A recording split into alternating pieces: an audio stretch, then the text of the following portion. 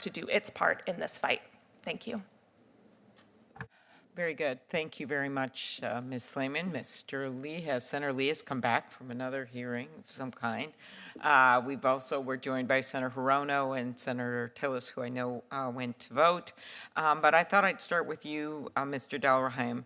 As Assistant Attorney General, you voted for the department. You advocated, I'm thinking of votes, you advocated for the department to stop waving through harmful mergers based mostly on promises from the company. Can you explain why, in your view, it's important to block anti-competitive mergers instead of just rely on promises? Thanks for that question. I think a general view is what is exactly the design of the agencies. My view of antitrust enforcement is, in its best form, it's really a law enforcement function and not a regulator with the central planning type of tools for ongoing interference with the market. I viewed that if there was a problematic part of a merger, there should be a remedy, a structural remedy would be preferred, and the government gets in, government gets out. But with that, also means that you do not slap yourself on the back with some promise where there's not a problem in a merger just because merging parties are willing to pay that tax and get a merger through. So, it was a two-sided effort to create efficiency. I think there are times, but rare instances, where behavioral remedies, if there's not a structural remedy available, that could preserve the pro-competitive benefits of a merger that should be accepted, but otherwise, should be litigated. AT&T, we had, I think it was a matter of public record, either selling control of DirecTV or Tribune were on the table. Had those been accepted, and I'm sure the executives wish they had now, that transaction would not have posed the foreclosure concerns and raising rival costs that we thought ahead. Mm-hmm. While you were Assistant AG, you stated that the risks from vertical mergers are heightened in digital markets, especially if data plays a role in designing products or services for consumers. Can you explain why some experts believe digital markets may be especially vulnerable to harm from vertical mergers? As I think has been shown, one of the concerns is potentially the network effects that could be caused, but it's not present in every transaction.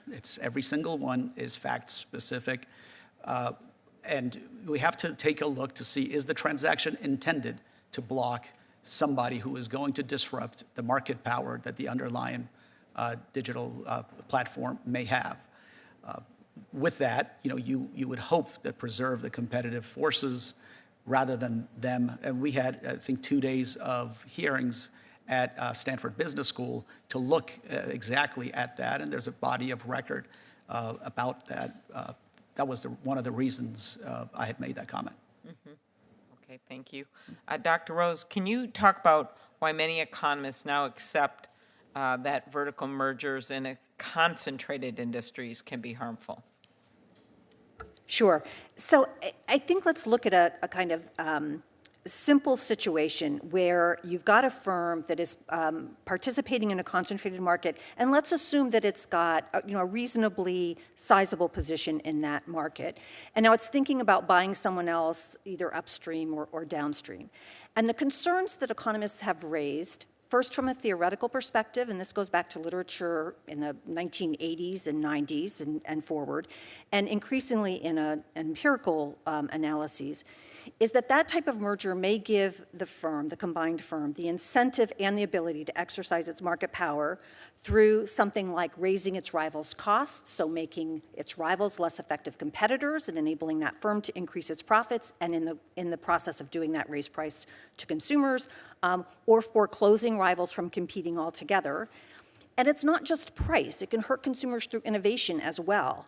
So I'd give an example of a vertical merger that came to DOJ when I was there between Lam, a semiconductor equipment manufacturer, and KLA-Tencor, a company that produces the metrology equipment that's needed to make sure that your manufacturing equipment is really capable of meeting the very precise tolerances that the chip manufacturers, the innovative chip manufacturers like Intel, need.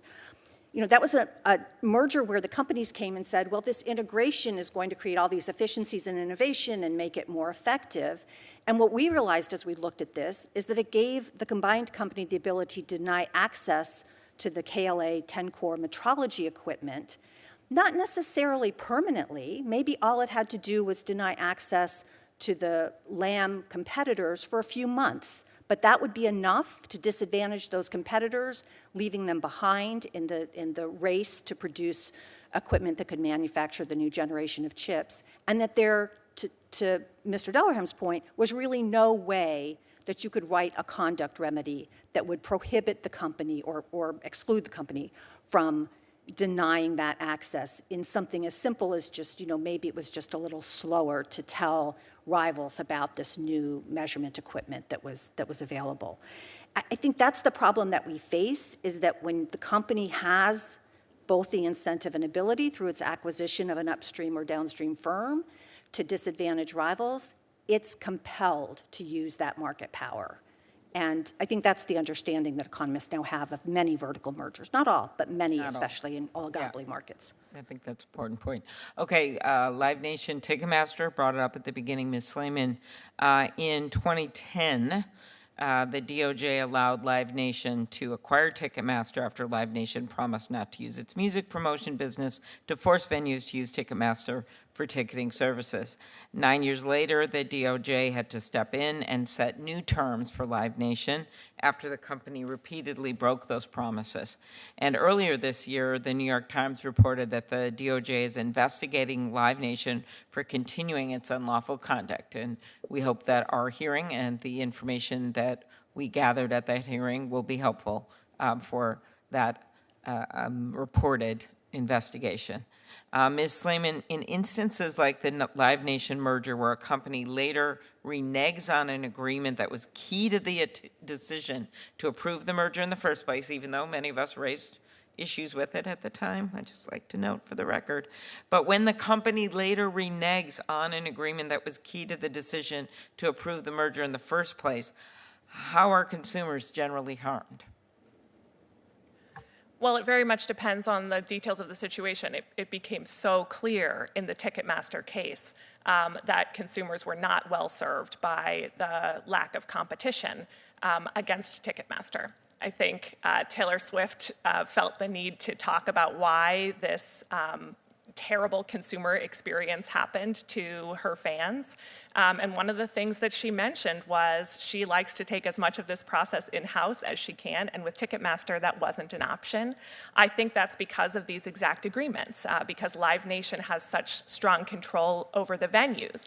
As someone doing a nationwide tour, the Eras Tour is happening across the country. She needs a lot of different venues. She has to work with Live Nation, and as a result, she had to work with Ticketmaster. Right. And as during the hearing, it's not just her. It's of course the examples from Bad Bunny to Bruce Springsteen to Clyde, who was our witness of the Clyde Lawrence band. So, I mean, the point is, even for the smaller bands, it's actually a lot harder because they aren't making that kind of money. And we learned in the hearing that they have that Ticketmaster, it's like 90% of the venues for the largest events for things like the NFL, NHL, 80% when you break it down to the next large events, and 70% of events overall. This is just by memory, but I believe that's what it was. So do you agree that the Ticketmaster Live Nation merger has ended up harming consumers, and if so, how? And then I'll turn it over, and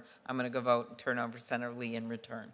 Yes, it has ended up harming consumers, and I believe that that was foreseeable at the time, as it sounds like you did as well. So what's important here is that the result is that it's very difficult to compete in ticketing. So we don't have alternatives to Ticketmaster, and there isn't that competitive pressure on Ticketmaster to provide a better service to consumers. All right. Thank you very much. Thank you, Madam Chair.